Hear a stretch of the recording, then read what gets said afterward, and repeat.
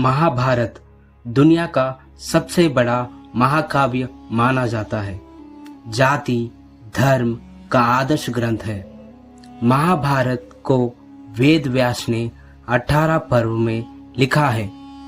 इस महाभारत को धार्मिक लोग धर्म ग्रंथ, कवि लोग महाकाव्य, इतिहासकार इतिहास और पूर्वज इसे पुराण कहते हैं। इस महान ग्रंथ को ऋषि व्यास और भगवान गणेश के द्वारा लाख श्लोक में लिखा गया है। ऋषि और देव सर मिलकर लिखा गया ये महाकाव्य कुत्ते से शुरू होकर कुत्ते से अंत होता है। हाँ, ये सच है, अनबिलीवेबल सच है। महाभारत कथा कुत्ते को हुए बेइज्जती से शुरू होकर और कुत्ते को हुए उच्च सम्मान से खत्म होती है। व्यास महर्षि क्यों कुत्ते से इस महाभारत को शुरू किए हैं और कुत्ते से ही क्यों खत्म किया गया है? व्यास महर्षि ने कुत्ते को इतना उच्च दर्जा क्यों दिया है? कुत्ते से शुरू और कुत्ते से ही खत्म करने के पीछे का रहस्य क्या है? अब तक किसी ने भी नहीं कहा गया। महाभारत के अंदर का अर्थ को डिटेल और अननोन फैक्ट्स को मैं अपनी बातों में बताने की कोशिश करता हूँ और रिसेंटली रिलीज हुए चार्ली 777 मूवी का और महाभारत का क्या कनेक्शन है वो भी बताने की कोशिश करता हूँ।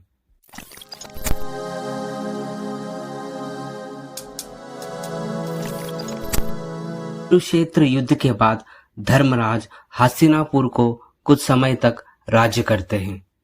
उसके बाद अर्जुन का पोता अभिमन्यु का लड़का परीक्षित राज्य को अपने हाथ में लेता है। परीक्षित मरने के बाद उसका लड़का तन्मय उस राज्य का राजा बनता है। एक दिन जनमेजय राजा महायज्ञ करते हैं। उस यज्ञ की जगह पे एक कुत्ता आता है। वो भगवानों का कुत्ता होता है। उसका नाम सारमेय होता है। उस ज्ञान की जगह पे दिखा सारमेय कुत्ते को जनमेजय के लड़के और कई रिश्तेदारों ने बुरी तरह पीट के भगा देते हैं। तो सारमेय बुरी तरह जख्मी और रोते हुए अपने माँ सारमा के पास जाके सारी घटना बताता है। अपने बच्चे को लेकर सारमा उस ज्ञान की जगह पे पहुंचती है। यज्ञ में व्यस्त जनमेजय राजा को बाहर बुलाकर ऐसा कहती है, ओ राजा, तुम्हारे बच्चों ने मेरे बच्चों को बिना कारण बुरी तरह मौत के घाट उतारने की कोशिश की है। मेरे बच्चे ने क्या गुनाह किया है? तुम्हारे मेरे बच्चे से क्या नष्ट हुआ है? क्या अन्याय हुआ है? तब जनमेजय राजा अपने पुत्र और सालों को इस कुत्ते को मारने का कारण पूछते हैं। तब वो अपने घमंड स्वर में कहते हैं कि ज्ञान की जगह पर कुत्ता आने से उसे ना पीटे तो क्या उसका सम्मान करें। उनकी बातों का खंडन करती हुई उस कुत्ते की माँ राजा से ये कहती है, राजा, हम कुत्ते हैं। हम दूसरों से कुछ खाने की आशा करते हैं। ये हमारा स्वभाव है। कहीं थोड़ा खाना मिलेगा इस आशा में घूमते हैं। ये हमारा लक्षण है। अगर तुम हमें डराने से हम डर जाते हैं और दूर चले जाते हैं। बस इसलिए हमको बांध के बेरहमी से मारने की जरूरत नहीं है। राजा, तुम राज्य के अधिनेता हो। केवल बस मानव के राजा ही नहीं, सभी जंतु पक्षी के भी राजा हो। सभी प्राणी का अच्छा बुरा तुम्हें ही देखना है। धर्म रक्षणा में भेदभाव ना करते हुए निष्पक्ष और सभी को अपना सुपुत्र मानते हुए पालन करना चाहिए। उसी से ही सच्चा पालक और नायक कहा जाता है। धर्मराज के पोते हो तुम। क्या तुम्हें इतना छोटा धर्म नहीं पता? राजा, गलती तुम या तुम्हारे रिश्तेदार किसी की भी हो, पर नाम तुम्हारा ही आएगा। अधिकार अहंकार के रूप में बदलकर तुम्हारे बच्चे और रिश्तेदार पेश आए हैं। भोले लोग, बेजुबान जानवर, दीन लोग, साधु, अभल लोग, स्त्री और बच्चों से हिंसा करने पर उनका श्राप नहीं जाता। इसकी कभी ना कभी सजा तुम्हें जरूर मिलती है। तुम जानबूझकर मेरे बच्चों को तंग और बेरहमी से मारे हो। हम जैसे बेजुबान जानवर का पाप ऐसा ही नहीं धुल जाएगा। तुम बिना कारण की तड़पोगे। ऐसा कह के वो कुत्ता और उसका बच्चा वहां से चले जाते हैं। महाभारत के आदि पर्व में पद्मासन में लिखी ये घटना है। कुत्ते को हुए बेइज्जती से शुरू ऋषि व्यास महाभारत की शुरुआत करते हैं। एक राजा धर्म को कैसा पालन करे, ऋषि व्यास इस कुत्ते के द्वारा हमें बताते हैं।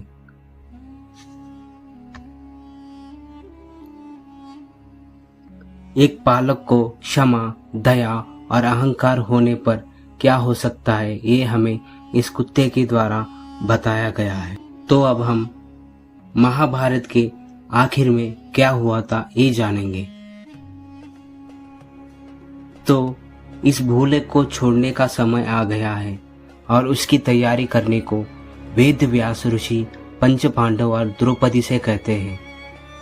उनके सारे आभूषण, कपड़े, सोना, हीरे छोड़कर हाथों से बने कपड़े और हिरन के चमड़े से बने हुए कपड़े पहनकर आगे चल पड़ते हैं।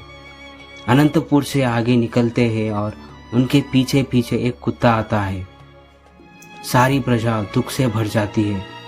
राजहासन में बैठे परीक्षित और दूसरे मंत्री राज्य के बाहर तक पांडवों को छोड़ने आते हैं।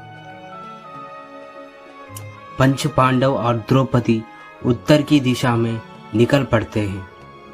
सबसे आगे धर्मराज चलते हैं और उनके पीछे भीम, अर्जुन, नकुल, सहदेव और द्रौपदी और उनके साथ साथ एक कुत्ता भी चलता है। हिमालय पर्वत चढ़ने के बाद मेरू पर्वत पहुंच जाते हैं। वो कुत्ता उनके पीछे क्यों आ रहा है किसी को नहीं पता, या किसी ने न कोशिश की उसे जानने की। वो सब बिना खाए पिए योग से मिले ताकत से आगे बढ़ते हैं। वैसे चलते हुए पहले माता द्रौपदी अपने शरीर की ताकत कम होते ही उनका देहांत होता है और थोड़ी देर के बाद सहदेव नीचे गिर के उनकी भी मृत्यु हो जाती है। फिर भी किसी ने अपना रास्ता नहीं रोका, वो आगे बढ़ने लगी। बाद में नकुल, अर्जुन और भीम की भी मृत्यु होती है। अपने ही भाइयों और पत्नी की मृत्यु देखकर भी धर्मराज और वो कुत्ता मेरू पर्वत के शिखर पर पहुंच जाते हैं। तब देवेंद्र अपना रथ लेकर वहां आते हैं और स्वर्ग चलने की बात धर्मराज से कहते हैं। तब धर्मराज कहते हैं, देवेंद्र पहले इस कुत्ते को रथ पर चढ़ाइए और उसके बाद मैं चढ़ता हूँ। तब इंद्र कहते हैं कि धर्मराज, ये किसी को भी ना मिलने वाला मौका है और आप इस कुत्ते को रथ पर बैठने की बात करते हो।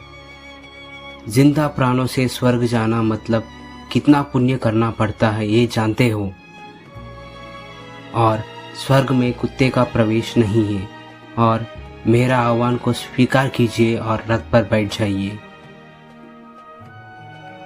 देवेंद्र, जब हम हस्तिनापुर से निकले थे तब हमारे साथ थोड़े लोग राज्य तक बाहर आए। उसके बाद हमारी पत्नी द्रौपदी ने साथ छोड़ा। उसके बाद हमारे भाइयों ने हमारा साथ छोड़ा, पर ये कुत्ते ने ना किसी लोभ और ना किसी आशा के साथ मेरे साथ हमेशा था। पर बिना किसी लोभ के और बिना किसी आशा के ये कुत्ता मेरे साथ यहाँ तक आया है। मेरे सारे लोग की मृत्यु हो चुकी है, पर इस कुत्ते की नहीं। ये कुत्ता विश्वास का प्रतीक है और इस कुत्ते को शरीर से स्वर्ग लोक की प्राप्ति नहीं हो सकती क्या? जब स्त्री, गरीब, ब्राह्मण को मारने पर जो पाप लगता है, मुझे भी वही पाप लगेगा अगर मैं इस कुत्ते के साथ ये अन्याय कर दूं। धर्म से सोचकर इस कुत्ते को पहले रथ पर चढ़ा लीजिए। इंद्र, आप तो सर्वधर्म जानते ही हो और इतनी सी बात कैसे भूल सकते हो। धर्मराज की बातों को सुनकर इंद्रदेव भावुक होते हैं और उस कुत्ते को अपने रथ पर चढ़ा लेते हैं। तब वो कुत्ता यमधर्मराज का रूप लेता है और कहता है, बेटा धर्मराज, तुम धर्मराज नाम का सर्वोच्च सम्मान तुमने पाया है। कुत्ते को भी तुम्हारी तरह सम्मान इज्जत की मांग की है। धर्मराज, तुम धर्म का प्रतीक हो। तुमने धर्म को पाप से हमेशा बचाया है। धर्मो रक्षितो रक्षिता, इस वेद को बचा रखा है। वैसे इंद्रदेव उस कुत्ते और धर्मराज को अपने रथ पर बिठाकर स्वर्ग लेके जाते हैं।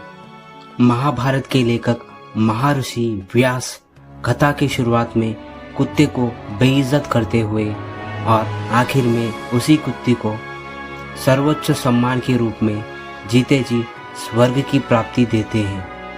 इस तरह महाभारत कुत्ते से शुरू और कुत्ते से खत्म होती है।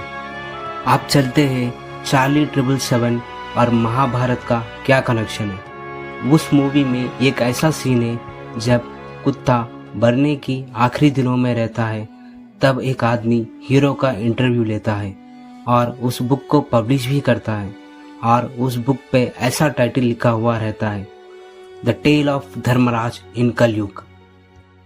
जैसे महाभारत में धर्मराज ने उस कुत्ते को सम्मान दिया, वैसे ही इस कलयुग में इस हीरो ने चार्ली नाम की कुत्ते को सम्मान दिया। तो ऐसे ही इंटरेस्टिंग वीडियोस के लिए लाइक कीजिए, शेयर कीजिए और सब्सक्राइब कीजिए।